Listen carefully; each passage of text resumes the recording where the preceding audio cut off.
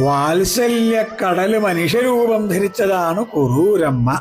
അതോ കണ്ണനെ സ്നേഹിച്ച് മതിയാവാണ്ട യശോദമ്മ വീണ്ടും അവതരിച്ചതാണോ?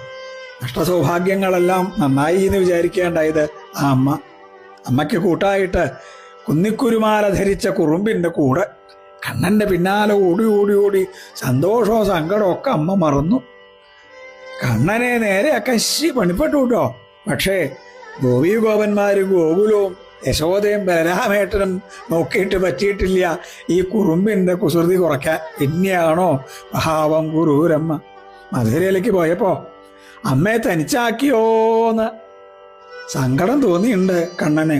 എന്നാ ഈ ജന്മനി അങ്ങനെ ആവില്ലാച്ചിട്ടാവാം കുറൂരമ്മയുടെ കൂടെ ഉണ്ടായി കണ്ട് അവസാനം അമ്മയെ വാരിപ്പുണർന്ന് സായൂജ്യമുക്തി നൽകി അമ്മയെ കൂടെ അങ്ങോട്ട് കൊണ്ടുപോയി കുറൂരമ്മയുടെ കുറുമ്പൻ കുട്ടൻ.